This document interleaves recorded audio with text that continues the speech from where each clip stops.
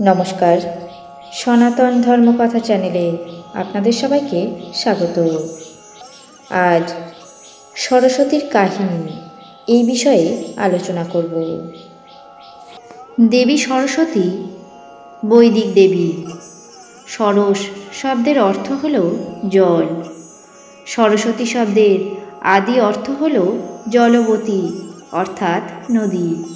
সরস্বতী শব্দটির ব্যুৎপত্তিগত অর্থ সরস যুক্ত বতু, আর স্ত্রীলিঙ্গে দীর্ঘই প্রত্যয় যুক্ত হয়ে সরস্বতী হয়েছে। দেবী সরস্বতী বিদ্যার দেবী, জ্ঞানদায়িনী, বীণাপাণি, পলাশপ্রিয়া নামেও পরিচিত। তার এক হাতে থাকে বীণা, অন্য হাতে থাকে পুস্তক। দেবী সরস্বতীর বাহন রাজহাঁস।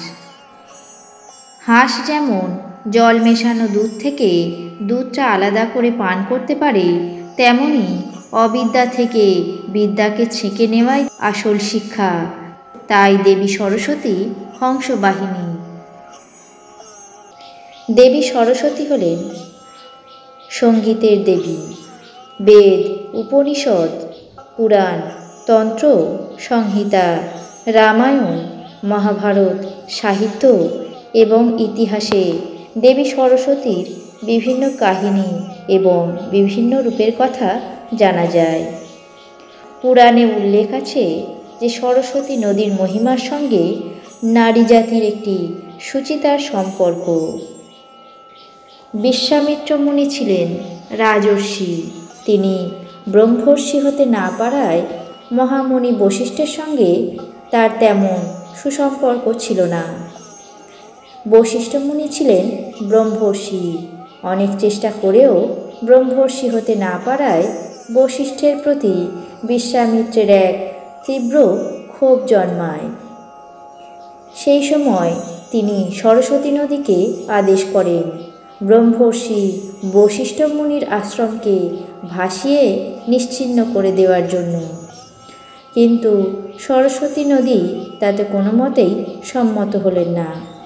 তখন বিশ্বামিত্রের অভিশাপে সরস্বতী নদীর জল রক্তে পরিণত হয়। সরস্বতীর এই ভয়াবহ রূপ স্বয়ং মহাদেব মেনে নিতে পারলেন না। তারই আশীর্বাদে সরস্বতী পূর্ব অবস্থা ফিরে পেলেন।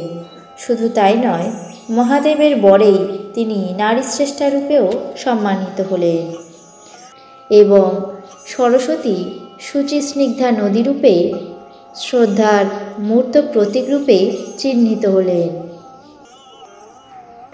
দেবী সরস্বতী জ্ঞানের দেবী, বিদ্যার দেবী, ললিত কলার দেবী।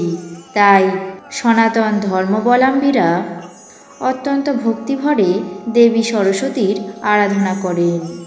দেবী সরস্বতীর আরাধনায় অশিক্ষা, কুশিক্ষা দূর হয়ে জ্ঞান নির্ভর, বিদ্যা নির্ভর সমাজকে গঠন করাই একমাত্র উদ্দেশ্য এবং লক্ষ্য। আজ দেবী সরস্বতীর কাহিনী বিষয়ে আলোচনা করলাম। আপনাদের কেমন লাগলো তা অবশ্যই কমেন্ট বক্সে জানাবেন। চ্যানেলটিকে সাবস্ক্রাইব করবেন, লাইক করবেন, শেয়ার করবেন। ধন্যবাদ।